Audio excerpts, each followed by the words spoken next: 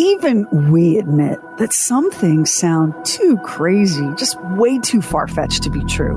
Like, in what world does a respected doctor, a pioneer in her field, somehow end up treating children like laboratory mice, conducting cruel experiments on their brains and bodies, experiments that left many of those kids with lasting, irrevocable damage? And when I tell you that the CIA sponsored some of this under a little CIA operation called Project Artichoke, sure sounds like tinfoil hat crazy time, doesn't it? If only it was. But it's a true story. I'll tell it to you now. But first, I need you to open wide and bite down on this rubber block. There you go, just like that. Stop making such a fuss. Now hold still. And make out a small beam of light against the mirror.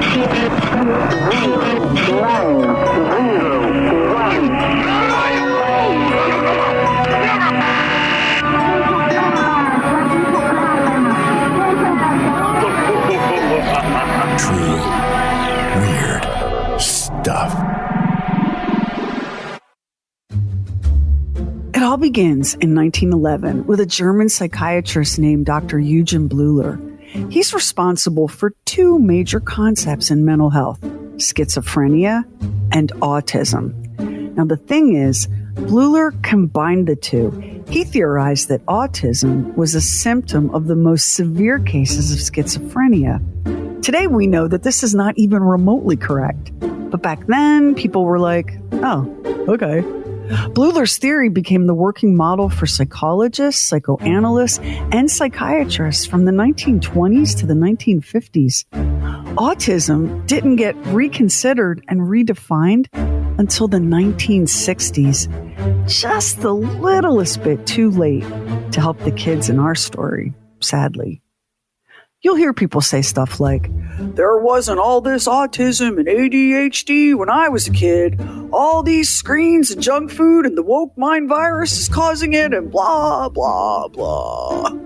First, that's just wrong. Second, let's don't be those people because they sound like cranky old coots. Autism isn't new. We just understand it better now, which means we're better able to identify, diagnose, and treat people who fall on the autism spectrum. Back in the so-called good old days, we called these people by other names. Mentally defective was a popular term. We called a lot of people that, and worse. In those early days of psychiatry, treatment could be downright barbaric. And there was no distinction made between treating children versus treating adults. Insane things were done in those early attempts to cure insanity. Wrapping patients in cold, wet blankets, for example. Burning them with hot irons in hopes of knocking some sense back into them. No, really. Or how about this? Strapping people to large wheels and spinning them. Some patients were deliberately infected with malaria. It was believed to be a cure for the madness brought on by advanced syphilis. And it was used for other mental insanities too, in the belief that a high fever had amazing medical powers.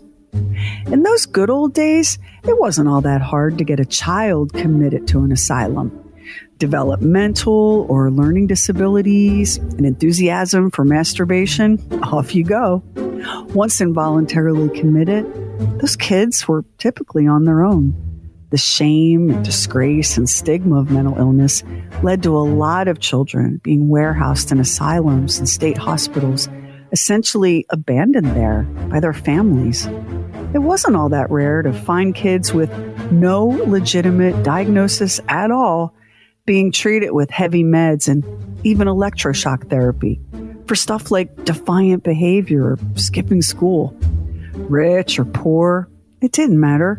Even wealthy, prominent families were mortified to have a child with behavioral or mental health issues. Look at Rosemary Kennedy. Her older brother would grow up to be the President of the United States. She would have her brain destroyed by a lobotomy in November 1941, and then was stashed away out of sight for the rest of her life. The past has a lot of things going for it, like zero internet trolls, and peaches probably tasted a lot better. But when it comes to mental health, trust me, you don't want to go back. Again, one among the nearly 7 million Americans suffering from some form of emotional or mental ill health. Today, mental illness is by way of becoming America's #1 health problem. For years, what was called insanity was regarded as a problem for each state to solve as best it could. In nearly all state mental hospitals, little more than custodial care was provided. Few who were committed could hope to return to society. Lauretta Bender was born in Butte, Montana. She had a really hard time in school as a young child. They made her repeat first grade 3 times. It was the alphabet that gave her so much trouble. Letters had a way of jumping around when she tried to read them, and writing was just as hard. She often reversed her letters. It was assumed that she must have some sort of intellectual disability, that she was maybe just a little simple-minded. Sure sounds like dyslexia, though, doesn't it? Lauretta was lucky to have parents who believed in their child and refused to give up on her, and it turns out they were right. Loretta's father worked with her on her reading and writing, and she ended up being the valedictorian of her high school class. Lauretta went on to finish college at the University of Chicago, and then in 1926, she earned her MD. She did research at Johns Hopkins. She won a Rockefeller Traveling Fellowship that took her to the Netherlands. And when she returned to the U.S., she took a position at the Boston Psychopathic Hospital, which has a name right out of a Batman movie. In 1930, Dr. Lauretta Bender began working at Bellevue Hospital in New York. Just 4 years later, she was named head of the Children's Psychiatric Division, a job she held for the next 21 years. The majority of Dr. Bender's young patients at Bellevue had been deposited there by parents who believed that something was fundamentally wrong with their kid, and they couldn't deal with it. Some of those children were abandoned, orphans, and now wards of the state. It's not fair to talk about what happened to so many of those kids at Bellevue without first at least mentioning some of Dr. Bender's finer contributions to the field of mental health. Because she was brilliant and ahead of her time in ways that changed how mental health disorders in children were understood and diagnosed and eventually treated. But she was also a woman of her time, a time when ethics and boundaries in medicine weren't as clear as they are today. Which isn't an excuse, it's more like context. Because, we're doing stuff now that the people of the future, assuming there are people of the future, are going to look at and wonder what the hell we were thinking. Poor parenting and a bad disposition used to be the go-to scapegoat for mental health disorders in children. Dr. Bender was one of the first in the field to argue against that. Her research pointed instead to mental illness having a neurological basis. This was huge, and at a time when the theories of one Dr. Sigmund Freud were enormously influential.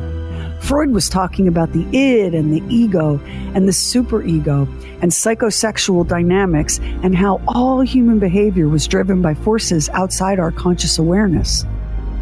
Dr. Bender was like, yeah, about that. See this? It's a brain. And that's a central and peripheral nervous system. And those are no more immune to disease or congenital issues than the rest of the body. So, Sigmund, why don't you sit over there quietly and play with your penis envy while the medical doctors have a look at the situation? You know how even today, there are people who believe that soothing a crying infant will only spoil the baby? As far back as 1941, Dr. Bender was rolling her eyes at that. The opposite was true, she declared. Babies and the adults they grow into were ruined not by affection, but by insufficient love and attention. All the old theories that crying is good exercise for the child and that denying it things it wants is good discipline have been exploded. Psychiatrists have found, by checking back on childhood, that most of the people who make trouble in the world, if physically all right, didn't have as much mother love as they should. She was still banging that drum 15 years later because it was still controversial in 1956 to cuddle a crying infant. It's still controversial now in some circles, which honestly blows my mind because babies are helpless little things who have very few ways to communicate. And if you wanted something capable of surviving on its own the minute it was born, maybe you should have just had a shark. Baby's cries are a manifestation of the baby's struggle to adjust himself to the strange society that he suddenly finds himself in. For example, a newborn baby has to actually learn a seemingly elementary thing as to how to breathe properly. Simple bodily contact, a show of affection, reassures the baby. Now, as those babies grew, some of them fell prey to the siren call of the comic strip or comic books. Yes, there was an uproar about the effect comics had on kids. You know, there have always been adults wanting to control what kids read, always adults who believe that it takes very little to corrupt those tiny minds. Enter Dr. Bender in 1945. The comic strip would seem to offer the same type of mental catharsis to its readers that Aristotle claimed was an attribute of the drama. That's lofty praise for Brenda Starr, Dick Tracy, and the Lone Ranger. Dr. Bender believed that even comics that might have struck an adult as too intense were perfectly fine for children. Well-balanced children are not upset by even the more horrible scenes in the comics, including extraordinary excitement, gruesomeness, and torture, as long as only the threat of torture is made and not actually carried out. Yet one more item for the Dr. Bender Plus column was her take on juvenile delinquency. Did you know that there has never been a day in the United States of America where adults weren't wringing their hands and kvetching over the state of today's youth? I promise you that even if you went as far back as the 1600s, you'd find those miserable Puritans lying awake at night worrying about young Miles' lack of fortitude or Prudence showing a half-inch worth of ankle to a stable hand. Truly, wailing about the state of these darn kids today is a proud American tradition. And in 1955, parents were beside themselves over their teenagers getting all heated up by that crazy rock and roll music. They worried about rebellious gangs of teen hoodlums leading their sweet children astray. And the label they dreaded most? Juvenile delinquent. Alarmists. There is no crisis in juvenile delinquency. The real puzzle is why there are not more delinquents. Children have an amazing capacity to tolerate bad parents or teachers, dreadful homes and communities. What is hard to understand is why a much larger percentage of young people doesn't lapse into delinquency. Psst, hey, she's talking about resiliency. The study of resiliency in children is a science that didn't come onto the scene until the 1970s. See what I mean about Bender being ahead of her time? When it came to underage hooligans, Bender had data on her side. Look, she said. Communities in the years 1860 through 1900 had to cope with exactly the same types of youth crimes as today and in the same proportion to the population. Young people of today are no worse than they were 50 to 100 years ago. Bender argued that if you wanted to understand delinquency, you'd need to consider the last 100 years and all of Western civilization while you're at it. We have blamed the home entirely too much. After all, who are these parents in these homes? Or unhappy people themselves? A broken home in adolescence may be a tragedy, but in and of itself will not cause delinquency. If that microphone wasn't bolted to the desk, she'd have dropped it. Dr. Bender also had strong views about a child's most formative years. My experience with thousands of children has led me to believe that the first 5 or 6 years of a child's life is most important. The child should, if he is to make the best adjustment to society later on, be under the care during this period of one individual: mother, father, foster mother. This person must give the child a feeling of security and guide it in making adjustments within the family and eventually in its early contacts with society. Bender's convictions on this subject were rock solid, but didn't win her any fans in the adoption community. Either adopt the child when it is very young or wait until it has reached 5 or 6 years of age. If you're getting the feeling that Dr. Bender was kind of famous, she was. She was a well-regarded expert in her field, someone in high demand as a speaker at medical conferences, and the press ate her up. Her work with children was relevant to their readers. She had a brisk, no-nonsense way of getting right to the point. But never forget that she was a woman in a male-dominated field at a time when sexism was just, a fact of life. Listen to this, published in 1955 in the Charlotte Observer. Sight unseen, we'd say Lauretta is a gal who bends psychiatric talent with uncommon sense. As senior psychiatrist at New York's Bellevue Hospital, she developed a new slant on the problem of youth delinquency. Okay, if I had $1 for every time I've seen the male head of a major medical institution addressed by his first name, not his title, and labeled a lad who blends his area of expertise with uncommon sense, I would have, no dollars. And heads up, by this point, that gal, Lauretta, had powerful connections in the CIA. So if that reporter had any uncommon sense himself, he'd be calling her Dr. Bender all day long. But what on earth could the Central Intelligence Agency have in common with Dr. Bender? What relevance did her work have to theirs? That's where Project Artichoke comes in. Project Artichoke began in 1953, kind of like the opening act for the much better known Project MK Ultra. Project Artichoke is also known as Project Bluebird. Back in August 1977, during an inventory of CIA archives, 18 boxes labeled Project Artichoke were discovered. Somehow, those 18 boxes had been missed during the 1975 congressional investigation into the CIA's various covert programs and unethical shenanigans. The bulk of this material pertains to behavior control, the effects of characteristics of drugs, interrogation and interviewing techniques, lie detectors, hypnotism, and brainwashing. This, by the way, is straight from the CIA's own archives. Now, we're about to shout out some specific drugs and some specific techniques, things Dr. Bender was involved in. Metrazole, mescaline, etc.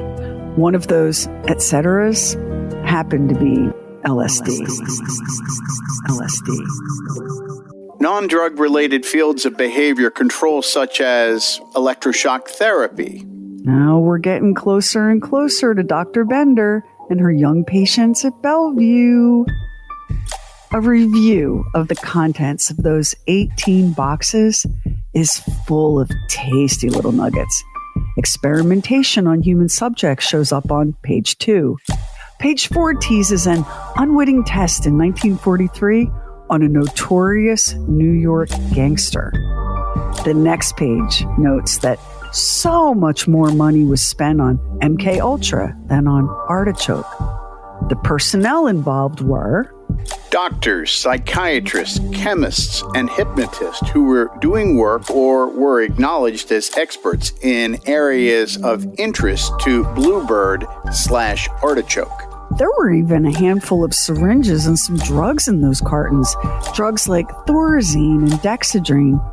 It's unsettling to think that the CIA back then was just haphazardly tossing stuff into boxes, like a kid moving out of a dorm room. So, what was Artichoke all about? In a nutshell, the CIA was wondering if a person could be made to attempt an and assassination, involuntarily, mind control. In the 1950s and 1960s, it wasn't uncommon for psychiatrists at some of America's top institutions to collaborate with the CIA. The CIA was hunting for ways to control the minds and actions of individuals, and they needed subjects to experiment on. These human subjects, most of whom had no idea what was happening because informed consent wasn't required at the time, these subjects were very often incarcerated people and patients in psychiatric wards. It was the Cold War, and everything was justified under the looming threat of nuclear annihilation at the hands of the Soviets. The fact that some of those psychiatric patients were 12 years old and younger, well, what are you going to do? The attitude toward kids back then was completely different than it is today. And an orphaned kid in an institution? Please, that kid was up for grabs. It's appalling, but it's true. These doctors weren't monsters. They were something scarier. They were people, just regular people who were trying to balance duty to country with their own Hippocratic oath, first do no harm, while being told that their participation, their research, could be the thing that prevented a global nuclear holocaust. Your ethics can be immaculate, your morality unwavering, and then they drop the fate of humanity in your lap. Can you see how easy it might be under those circumstances for one uncomfortable decision to lead to the next and the next? And before you know it, you're clinging on for dear life as you rocket down that slippery slope. Not an excuse for what happened, just context. So now let's circle back to Dr. Eugen Bleuler and his categorizing of autism as an extreme form of schizophrenia. At that time, Dr. Bender was practicing at Bellevue. Autistic schizophrenia was the diagnosis given to children selected for experimental electroshock therapy. As many as 100 kids, and some estimates double that number, all ages 3 to 12 became test subjects. And those are just the children Dr. Bender used. As you might have guessed, the records are spotty, incomplete, and sometimes just plain missing. Bender's electroshock experiments spanned a period of 13 years, from 1940 through 1953. And she wasn't the only staffer zapping kids. Other sources suggest that more than 500 children at Bellevue underwent the treatment right through 1956. And then the program continued at Creedmoor State Hospital until 1969. Bender's stated goal was to evaluate the effectiveness of electroshock therapy on children with autistic schizophrenia. Her protocol was this. Each young patient would receive daily electroshock treatment for 20 days. Bender would document their behavior before and after the treatment, and then adjust the voltage based on her observations. Bender was an early advocate of what we now call art therapy. So each child would be asked to make a drawing before and after each treatment. For those children who had families to return to, Bender would follow up, speaking with parents and teachers and family members to assess the results. In all but 2 or 3 of the children, a positive change in behavior following treatment has been observed. Nevertheless, it is the opinion of all observers in the hospital, in the schoolrooms, of the parents and other guardians that the children were always somewhat improved by the treatment inasmuch as they were less disturbed, less excitable, less withdrawn, and less anxious. They were more composed, happier, and were better able to accept teaching or psychotherapy. Except that's not exactly the full truth. An analysis of Bender's experiments done years later by another expert, Dr. Peter R. Bregan, disagreed. This is his assessment of just one of Bender's patients. One boy, GR, came from a very chaotic, disturbed family. He was terrified by his father's violence when intoxicated and had been truant at school. There is no indication of any severe psychiatric disorder, and he was diagnosed primary behavior disorder, conduct disturbance. At Bellevue, beginning November 3rd, 1949, he was subjected to a series of 20 ECTs. As far as I could ascertain from the records, he became aggressive for the first time after ECT treatment. GR was soon sent to Rockland State Hospital. In adulthood, he became a convicted multiple murderer. Poor conduct and skipping school. Hardly a reason to commit a child to a psychiatric facility. Whether GR would have grown up to be a violent perpetrator with or without Bender's electroshock treatment, no one can say, but it's troubling on pretty much every level, isn't it? So now, here's how electroshock therapy works. It induces a grand mal convulsion by passing up to 600 volts of electrical current through the brain. It takes anywhere from a half second to 4 seconds. The induced convulsion can last up to 60 seconds. This is followed by a period of unconsciousness that typically lasts several minutes. There may be complications like pain, cardiac arrest, and even death. Patients receiving the treatment are generally given an anesthetic and a muscle paralytic. Why? Because in the old days, before those drugs were added to the mix, patients could have a physical reaction so violent that they broke their own bones, particularly in the spine. The human brain is an ingenious little blob of electrified goo operating on just millivolts of electricity. Hit it with 150 to 600 volts of electricity, and as neuroscientist Peter Sterling put it, the acute rise in blood pressure often causes small hemorrhages in the brain. When a hemorrhage occurs in the brain, nerve cells die, and they're not replaced. Plus, the treatment ruptures the blood-brain barrier, and that can lead to swelling, lack of oxygen to the brain, and neuron death. Sterling said that repeated episodes of electroshock therapy can contribute to significant brain damage and memory loss, persistent memory loss. And whatever benefits may come from the treatment, they're temporary. A 2001 study found that nearly every patient relapsed after just 6 months. Bender's young patients received this treatment every day for 20 days. They weren't anesthetized. They were strapped down with wedges of hard rubber stuffed into their mouths.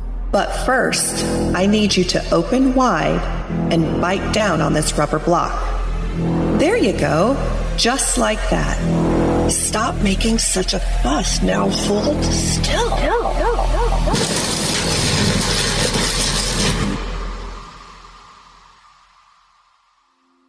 Ted Chabasinski was a foster child in Bellevue under Dr. Bender's care. He described the experience. I was 6 years old in 1944. My mother had been locked up in a mental hospital just before I was born, and I was a ward of the state. A psychiatrist at Bellevue Hospital in New York, Dr. Lauretta Bender, had just begun her infamous series of experiments with shock treatment on children, and she needed more subjects. So I was diagnosed as a childhood schizophrenic, torn away from my foster parents and given 20 shock treatments. I was dragged down a hall crying, a handkerchief stuffed in my mouth so I wouldn't bite off my tongue.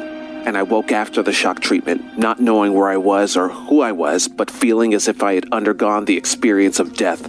After 4 months of this, I was returned to my foster home. Shock treatment had changed me from a shy little boy who liked to sit in a corner and read to a terrified child who would only cling to his foster mother and cry. I couldn't remember my teachers. I couldn't remember the little boy I was told had been my best friend. I couldn't even find my way around my own neighborhood. The social worker who visited every month told my foster parents that my memory loss was a symptom of my mental illness. A few months later, I was shipped to a state hospital to spend the next 10 years of my life. And then there were the drugs. Might LSD benefit autistic children by providing psychedelic experiences that would mobilize perceptual growth and reduce developmental lags? Bender didn't use her little human subjects at Bellevue for her drug trials. Those took place at Creedmoor State Hospital, beginning in 1961. Nearly 100 children there were given drugs daily, including LSD. Many of those little patients were given those drugs for months, and sometimes years. Dr. Bender gave the whole experiment 2 thumbs up. The medical establishment seemingly agreed. There were glowing articles in newspapers all over the country praising the work that Bender was doing at Creedmoor. The New York chapter of the National Society for Autistic Children recommended Dr. Bender in their 1968 newsletter in an article about how new drug therapies like hers can reach children where psychotherapy has failed. In 1962, Bender reported her early findings regarding the use of LSD in treatment of autism in children. She said that 54 kids ages 6 to 15 had been administered a daily dose of LSD over a period of 18 months.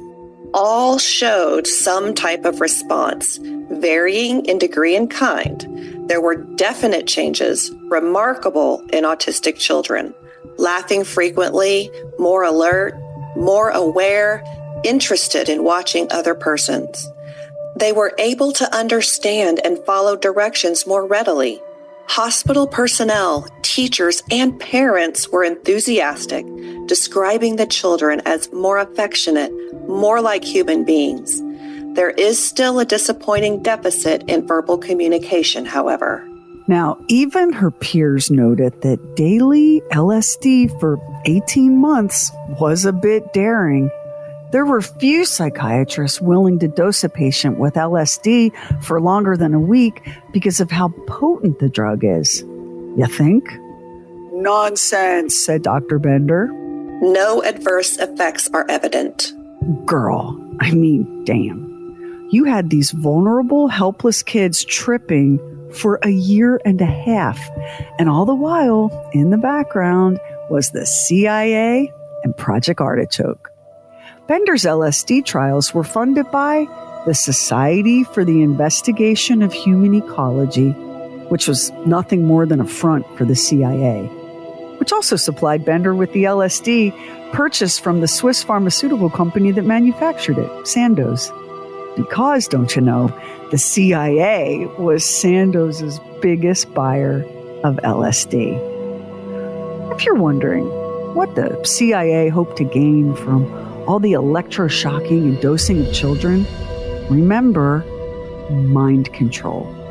Could amnesia be induced? Could a brain be programmed to carry out orders without the owner of that brain being aware they were being used? You know, just your basic James Bond villain kind of stuff. Although, honestly, good luck finding anyone who can make a reasonable case for what the CIA found from Bender's work. The declassified records sure don't. And if Project Artichoke is anything like other similar CIA ops, Project Midnight Climax, Subproject 68, the record keeping was half-assed at best. Missing and incomplete files, reams of data destroyed, accidentally or on purpose, misplaced and misfiled documents, a whole clown car of taxpayer-funded sloppiness hiding some pretty dastardly deeds. We do have a report Bender submitted in 1970 describing LSD trials on 2 adolescent boys, both diagnosed with mild schizophrenia. The boys experienced perceptual distortions. They thought the researchers were making faces at them, that their pencils were becoming rubbery, and one boy reported the other boy's face had turned green. The boys began to complain that they were being experimented upon. Their complaints fell on deaf ears. The experiments continued. One of those boys returned to Creedmoor State Hospital later as an adult, where he was diagnosed as a severely disturbed schizophrenic. It wasn't the LSD or his reaction to it. It was his own psychopathology. There isn't a scrap of evidence to suggest that the parents of any of these children knew that the CIA was funding this program. There was also no follow-up on any of these patients. It's unknown how many of these children were wards of the state or what happened to them after they were discharged from Creedmoor State Hospital. Just unknown. And while we're listing the unknowns, most Americans have no idea that their government, in collaboration with some of the most brilliant medical minds of their day, perpetrated these horrific, unethical, and often brutal experiments on children. All this happened prior to 1974 and the passage of the National Research Act, which regulates the use of human research subjects. But most of it happened after the Nuremberg trials and the passage of the Nuremberg Code in 1947, 10 rules governing the use of human subjects in medical experiments. That was meant to prevent what the Nazis did to helpless human beings from ever happening again. Oh well, looks like not everyone got that memo. Dr. Lauretta Bender's legacy is a knotted up mess of contradictions.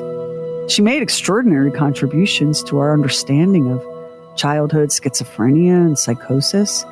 Bender was very early in seeing that mental illness was a matter of biology and neurology, not a matter of parenting or character or morality. She was a fierce advocate for the rights of children with developmental disabilities. She's recognized as an important key figure in autism research. It was Bender who called autism one of the most challenging problems in psychiatry, short of actual suicide. Energetic treatment must be provided for children otherwise destined to become lost souls. And she also conducted ghastly medical experiments on hundreds of children. She did this without their knowledge or consent. To be fair, the protocols we use now, randomized controlled drug trials, didn't yet exist. But as renowned child psychiatrist Dr. Leon Eisenberg said, many years after the Bellevue and Creedmoor experiments, Bender saw no need for drug trials. She believed she knew what worked, and so that's what she did. Was it evil? Was it ego? Was it the thrill of the chase, chasing a breakthrough in knowledge so intoxicating that sacrificing compassion and decency and human dignity seemed like a reasonable compromise? She wasn't alone in what she did. Countless people participated, aided, and looked away, including the United States government. Aided, abetted, and looked away as children pleaded to not be shocked or drugged. Looked away when children were left damaged, sometimes catatonic. Their lives destroyed before they even had a chance to begin. Dr. Bender deserves to be judged by history, even knowing the context, even knowing the times she operated in, so different from our own. Our government deserves to be judged. What kind of government allows the use of children as medical guinea pigs, as fodder for CIA research into what can only be described as fantastical hypotheticals, and not just for Project Artichoke? You'd be shocked at how many times American children found themselves turned into laboratory mice. The hypocrisy of it all makes your skin crawl. And that's why we have to tell these stories. You can't condemn what you don't know, and you can't prevent it from ever happening again until you do know.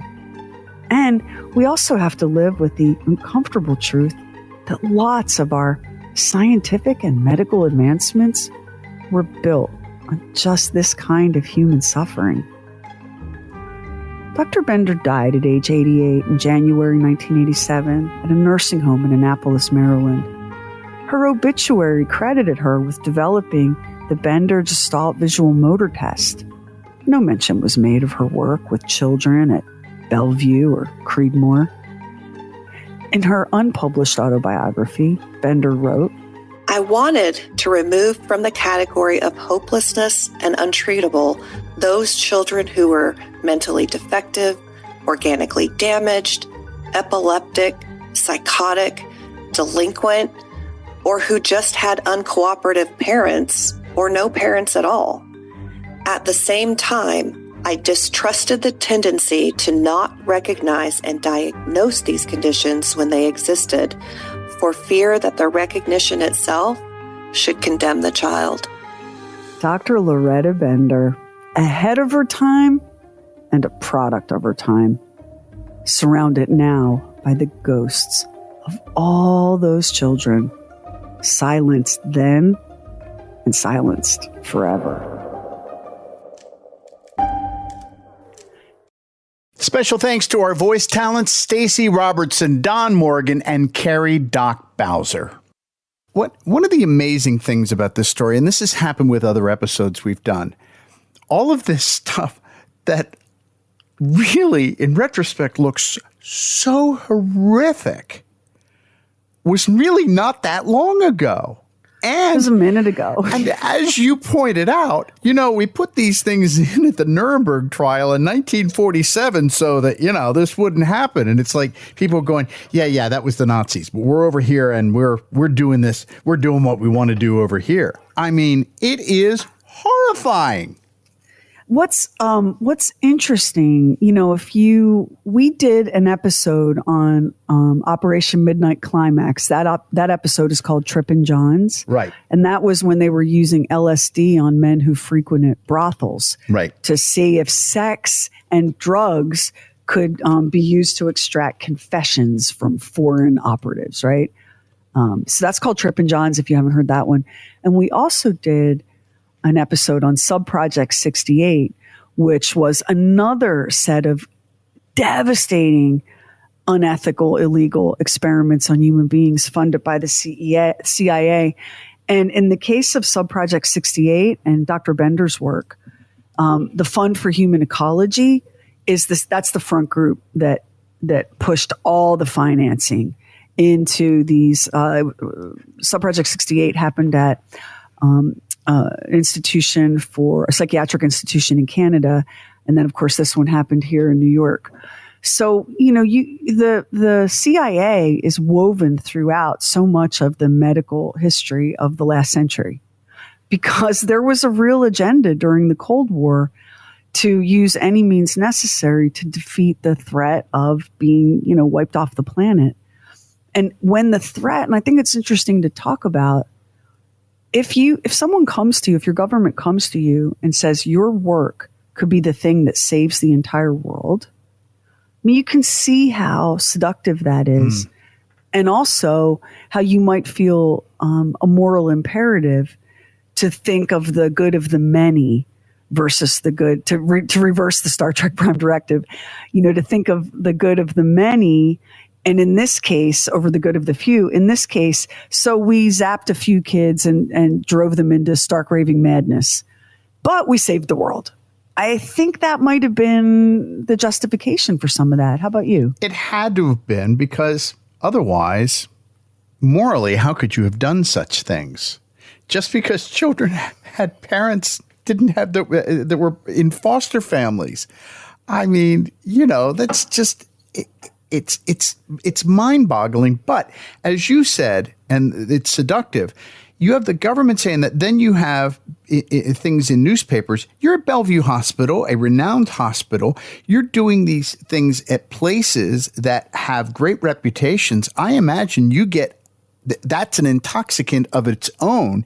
You get wound in that, and your perspective on things is not what it would be like us sitting here and looking at this in black and white. Thank you, Max. Exactly. And that's why I thought it was like good to have some context here, so that, because it's very easy. And I've read a lot about Lauretta Bender, and I've listened to some other things about Lauretta Bender, and it's super tempting to just be like, what a monster. But for me, it's scarier if she's not a monster at all, if she's a person who kept moving one small step at a time until she was sliding down the hill. Because I think that's probably more what happens, than just you wake up one day and you're a monster. And it's very interesting about LSD. I believe one of the doctors who developed it was a Dr. Hoffer in Canada. And LSD was sort of thought of as a cure-all for all kinds of things before it found its way into the drug culture as a recreational drug. That it started out as a drug that was really, it was felt that there were pharmaceutical, real practical applications for this drug. And even today, there are some people that are using it with depression to see if it can be treated for that in some clinical situations. But complex trauma. Right. And there's a fascinating study that I don't know if it's finished yet. It was underway with the use of hallucinogenics in people with a terminal medical diagnosis. And the people in the study group they knew they were dying, cancer, like just terrible, terrible terminal diseases. Coming into the study, they knew they were dying. They were paralyzed with fright. They could hardly function. After going through the treatment protocol, they were completely zen. And I remember, I'll never forget it. I remember reading one of the accounts of a patient in that project who said, "I know now that nothing ends when the body dies. And I look forward to everything that comes next." Now, you can call bullshit on that, right? Mm-hmm. But if that's you with and we're all going to die, like we're all terminally ill, right? But let's say you've got 3 months left and you are given a treatment involving LSD or psilocybin that leaves you fully at peace and takes all your fear away. That's not bullshit. No. People didn't know what would happen with this drug. It was the Wild West with that drug at that time. So I sort of understand her desire to use it because it was being used in a lot of applications. In fact, it was thought that LSD could be a cure for alcoholism, to bring about some sort of a spiritual experience that could cure you from it.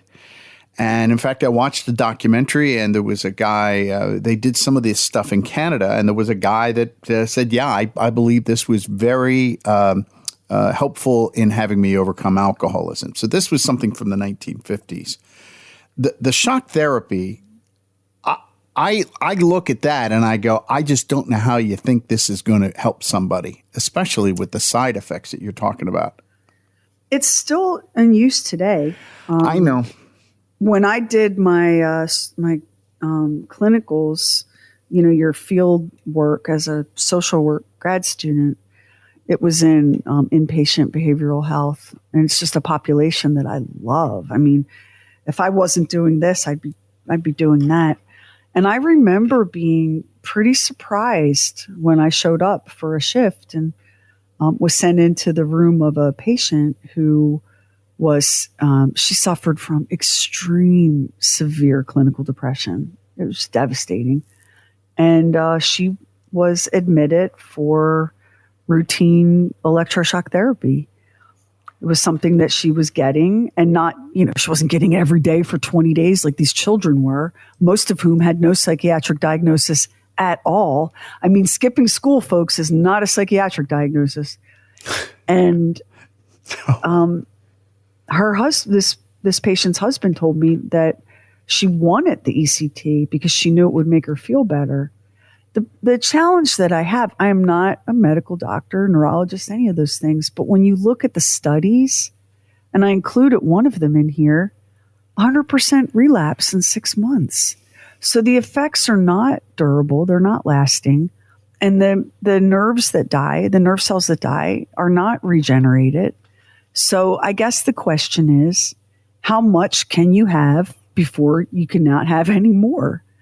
And I don't know. I would never say to someone suffering who was helped by ECT that they shouldn't do it.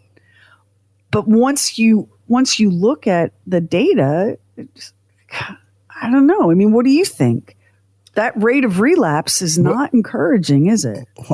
One of the things I'm thinking about this is frightening to look back upon. I'm wondering, is there anything happening today that 30 years from now we'll look back on and go, can you believe they were doing this or that? That's the thing that goes through my mind, because, you're doing lobotomies, electroshock therapy, and LSD. Good heavens. I mean, it's barbaric. I don't think there's any question but that the people of the future will hold us accountable for some stuff that we don't even think twice about now. And some of it, to be fair, we don't even know about, because the people of this era had no idea what was happening to those kids at Bellevue or Creedmoor. That was not, that wasn't common knowledge, right? Just like today, you'll talk to your family members or neighbors or whatever, and you're shocked that they don't know what's going on in the world. We just had that thing, the CrowdStrike software problem that snarled up air traffic and just caused mayhem and chaos.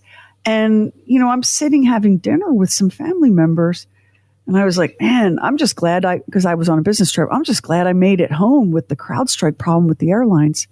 Like, what are you talking about? Oh. Right. So if you can very much check yourself out of like uncomfortable news and headlines and all of that. And people could back then even more easily. They didn't have, mobile phones, and there weren't TVs everywhere you went. If, you could choose to not know. People back then didn't know what was happening. There are things happening right now we don't know about. And when you know better, as Maya Angelou said, you do better. I'm fascinated by Dr. Bender because she is like in equal measure so good and so morally compromised.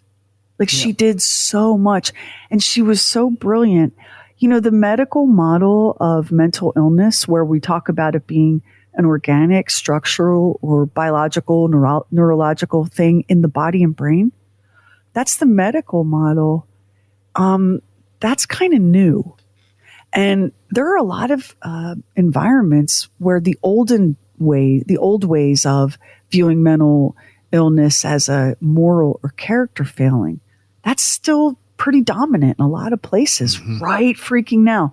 But Dr. Bender was visionary in thinking of psychiatric disorders as not problems of weakness or moral ineptitude. The other place where she was really early, like decades early, was this idea that, if you blame the parents for everything, there should be no good kids, right? Nobody should be good. And she was really big on resiliency, which wasn't even considered until the 70s. So here we have all of this remarkable stuff. And she was such a force in the study and treatment for autism that it's almost painful to lift the rock up and see the other stuff. People don't like to do that because she was so brilliant and good and heroic in so many ways that there are a lot of people who are like, nobody's perfect. Can we not talk about what happened with Project Artichoke? And to be fair to Dr. Bender and to all of the doctors who participated in these CIA-funded trials at hospitals and clinics, the record isn't clear about how much those people knew. They knew they were getting funded they had a research grant through the Project for Human Ecology. Which sounds like the most bogus name for anything ever. Because it was. So Max, they knew that they were getting this funding, but nobody, no dude in dark glasses and a trench coat came in and said, I am with the CIA. We're looking for mind control. It wasn't spelled out. If government grant sounds so much less sinister or mysterious, Hey, you're getting a government grant. Oh, okay. There's government grants all the time for things. Yeah, we're looking into this research. Government would, like to fund this. Oh, great. Yeah. Great. The government's behind our work. I try really hard because that like I was born wearing my tinfoil hat. But I try really hard to be like, okay, let me be fair. Try to be objective. Let me try to travel back in time and put myself there. I think that some people at the highest levels of authority, like the head of the Ravenscraig Hospital in Canada that we covered in Subproject 68, right. Remember? Oh, yeah. I think the director of that hospital had a very good idea of what was happening. How could you not? I don't know about Dr. Bender. Later in her life, she never really owned this part of her career. It sort of got kind of, just kind of brushed over. So, I don't know. And we can't say how she later thought toward the end, because she did live a long time. She was 88 when she died. We can't really say if she had any regret for what was done to those child subjects, because she never said that I was able to find. And I looked at her unpublished autobiography, which I was surprised it was unpublished. She was a great big deal. I mean, I couldn't find any admission. The last thing she says in this episode is very interesting, though, when she says at the same time I distrusted the tendency not to recognize and diagnose these conditions when they existed for fear that the recognition itself should condemn the child. It's Again, a very interesting way ahead thing. of her time. Yeah, it's a very interesting ahead of her thing time. to say. I wanted her, like I had, I came across her when we were working on Subproject 68. I came across and set it aside because it was its own story and I couldn't shove it into that episode. And I wanted her to not have done these things. I wanted that to not be true, because I just can't imagine any time frame where doing those things to children seemed reasonable. Can you? They're children. They have no advocate. There's nobody to say, no, you really shouldn't do that, because these are children that have no one to speak for them. Ted Shabasinski, the grown survivor of the therapies, of the experiments, listen to what he said. He was in the foster care system. His mother was institutionalized. Bender needed more subjects, and so he was given the diagnosis of schizophrenia and pushed into the test pool. That kid did not have a legitimate diagnosis. So when you look at that, and he was by far not the only kid with no legitimate mental health diagnosis in these two experiment pools. When you look at that, it becomes harder to extend grace, I think. Thoughts? Yeah, I mean, there are unscrupulous people that are involved in all kinds of addiction services and mental health who, in order to get insurance money, have to come up with some sort of a diagnosis that will satisfy the insurance company, even if that is not the case. I know of examples of this where that's happened. Yeah, it's a flawed. Of course, it's a flawed system and a flawed world because we're flawed creatures. But there were a lot of children across the years at Bellevue and Creedmoor who were as far as you can hope to be from a disease like schizophrenia. I do wonder how Ted Chabasinski, did I say that right? Anyhow, yeah, you did. I just wondered how he turned out as an adult. It's a rhetorical question. I don't know, but it is interesting. I wonder what the long-term effects into adulthood were like for him. I mean, he struggled, he found himself back in and out of treatment. I mean, you can't, you can only pump so much electricity into a child's brain before you create irrevocable, lasting damage. You can only shove so much LSD into a child or an adult before you run the risk of that. Because it's in under these conditions, we would call that torture. It's just, I mean, you couldn't get away. Now, I have to say, the CIA in Project MK Ultra, which, was the big daddy that people do know about, or a lot of people know about. Oh, yeah, prisoners, enlisted military, orphans, psychiatric patients, like they just went to town. And even in the episode we did about the illegal experiments with human subjects and radiation during the Manhattan Project, they'd go into a hospital and they'd go, who here has a terminal diagnosis?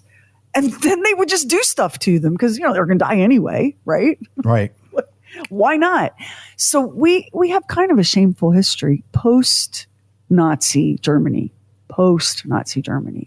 when we were as two-faced as we always are about, never again and never here, as it was happening here again and again for decades.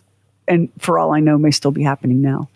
Now, I do want to say that one of Dr. Bender's really solid contributions was toward the understanding that autism is not connected to schizophrenia. Right. And we now understand autism to be on a spectrum. There are people with a diagnosis of severe autism who are nonverbal. Those were the lost souls that Dr. Bender talks about at the end of the episode. These were children that were seemingly unreachable. And these were kids that they thought, well, maybe if we give them enough electricity and enough hallucinogens, maybe we can pull them out of whatever interior world they're trapped in. But she did do a lot of good. And as a result, we have a much greater understanding of what autism is. And I think we're getting closer to an acceptance that there's more than one kind of brain. Right. And our brains run on tiny millivolts of electricity, and our brain chemistry dictates a lot. People with ADHD, there's nothing wrong with them. Their dopamine delivery systems are different from you. And they just have a different brain and a different way of engaging and connecting with reality. It's not a negative. It's just a difference. We have so many people on the autism spectrum who are just absolutely brilliant and creative, and they have a different way of engaging and connecting with reality. And I think we're getting better about that. And Dr. Bender was a part of that. Mm-hmm. And that's what makes her so difficult, Max, is that she did do so much good. So much. But you have to then go, however, Yeah, but, yeah. You can't escape it. I'm not disagreeing with you, but I just think, yeah, but... You can't escape what happened toward the end. But I think that the refusal to tell those stories because it was a stain on her legacy, I don't agree with that. I think we have to know. I think that we can be, and I only know what it's like to be an American. I think we can be a little childlike. We want our heroes to be pure, 100%. And we want our villains to be terrible, 100%. Because they're always presented to us in media that way. Yeah. Do you know what I mean? Yeah. Because it's a lot harder to kind of grapple with the idea that your heroes are as flawed as your villains. Right. And nobody escapes compromise. And sometimes, when you have a lot of power, and you feel like you're maybe on the precipice of a breakthrough, or your country has come to you, Max, and said, you're what stands between us and nuclear annihilation. I think that kind of framework makes it easy to be morally corrupt. Hey, what do you think? Cher, if government came and said that to me, I'd know it was BS. Oh, yeah. Like, there's nothing. If they came to me and said that, I'd be like, oh, I'm so sure.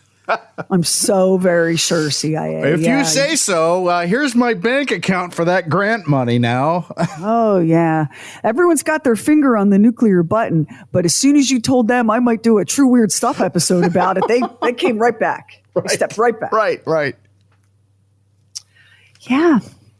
It's really like uncomfortable, isn't it? And so let's talk for just a second about the CIA's record keeping. Holy cow. So in the was it Subproject 68, the episode where we went, which one was it where we went into those 1975 congressional hearings with Senator Ted Kennedy? I think that was Subproject 68. Yeah. So there was this enormous congressional investigation into like what the hell the CIA has gotten up to. And, they had to testify. The head of the CIA had to testify, and he was like, oh, you got us. Yeah, we're kind of reckless and nutty. And so a ton of documents were declassified as part of that investigation. Isn't it interesting that Project Artichoke, that those 18 boxes were misplaced and were not found? They just... Where were they? They just were not part of anything for that congressional hearing. And record keeping back then was, there were no computers, right? There were no databases. Everything was done by hand, sometimes handwritten, sometimes typewriters. And like the records in Montreal for Subproject 68 were a disaster. The records for Project Artichoke were a hot mess. And inside the boxes, where papers, like things they were in no kind of order. They had just been shoved into boxes. But inside those boxes were vials of like really powerful drugs, dexedrines and amphetamine, Thorazine, just vials of Thorazine and syringes knocking around mixed in with the vials. What in the world? How was that allowed to be? You've got me. The fact that it's so sloppy, I don't know. Now, the guy from the Tripping Johns episode that we did, where they were given the LSD to the guys going to the houses of prostitution. That guy was a drunk, so that doesn't surprise me. That I mean, he was a flat out drunk, so it doesn't surprise me that his record keeping was a little sus. But I don't know with this. Is it that it's like, oh, well, the government's looking for some sort of paperwork that we have to justify what's happening here. Just stick it over here in this box. It makes me wonder how serious they were about what they were doing. It all feels a little bit cowboy when you look at the CIA in that era. It just feels like they had a ton of money and zero oversight. Because until that congressional investigation, Max, who was paying who? Where was the oversight? In all the stuff that we've researched and looked at and talked about, where was the oversight in any of it? Because, go ahead. Operation Midnight Climax, where they were lacing the drinks of Johns and brothels with LSD and then sitting behind two-way mirrors and studying them. And the guy behind the two-way mirror studying them, that's who Max is talking about. He's pounding bourbon. Like, he's getting shit-faced. He's getting drunk while watching people have sex, one of whom is on LSD, and all of this is being funded by the U.S. government. I mean, I gotta tell you. It's a lot to take in. It's a lot. It's not surprising that when you get into these murky, dark areas, that there is no oversight. It's just because how are you going to explain this to somebody in an oversight committee? Do you know what I mean? I mean, how are you going to, if you're doing this, you're doing this under a certain amount of cover. You're not really being, you're not being responsive to a Senate subcommittee or anything like that. Those were the days. Woo! Those were the days. Because the CIA, they had this government remit, like they had a mission, and they had seemingly an unlimited budget and nobody to answer to. And whatever wild ass comic book notion they came up with, they could pursue it. They could pursue it. And they did pursue it. That's the hysterical part about this. All of that actually happened. And, you know, it's not that way now. In a couple of ways, there is oversight, although I still think we're up to all sorts of filthy, foul, no good deeds. I'm sure. I have no doubt. But check this out. So you would think, well, if nothing else, we're not going to find warehouses full of sloppy boxes because everything is digitized now. But let me remind you that that technology is changing rapidly also. Did you see it? What came across my newsfeed? Like, they can't read floppy disks anymore. They don't use... Because they don't have the technology, the old technology. Yeah. I mean, I'm sure somewhere somebody in their basement has a computer that can run a floppy, but yeah, you can't run floppy disks anymore. In the same way that if you've got old VHS home movies and no VCR, you've got to get them converted to something else. And look at technology. It rises up and goes obsolete. Remember those first, I forget what they were called, but they were the size of LP records and you could watch movies on them. You know what I'm talking about? Yeah, the giant disc, laser discs is what that's exactly what they were called. Supposed to be the biggest thing. Oh, yeah. Incredible fidelity, beautiful, gone. It's gone. Technology evolves and it evolves at a breakneck pace and it flashes into existence and then is obsolete. So I'm not sure that the CIA really has to worry about having all their records ferreted out. Well, you know, we'll find out 30 years from now. We'll find out what's going on 30 years from now, and we'll be just as horrified. That I believe, as we are now, because of human nature. And just know that whatever is being funded, it's never funded by, hello, we're the men in black. And we are here to blah, blah, blah, blah. The CIA, the list of front groups that the CIA had in the 1950s and 1960s to to funnel money into these various different experimental programs, not one of them was, announced as a U.S. government or top secret thing. They all came through very bland, meaningless names like the Human Ecology Project. I know somebody who used to work for the CIA. I won't say who, but I was in the car with him one day. He goes, yeah, see that building there that said, Logicon or whatever it was on the front? He goes, yeah, that used to be a cover for the CIA. See this building over here, Tech Max? Yeah, that was a cover for the CIA too over here. Because he'd worked for him and he'd going around doing this. So there's a lot of shit going down we just don't know anything about. And may never. Like, if you think we know everything that the CIA did in this era, think again.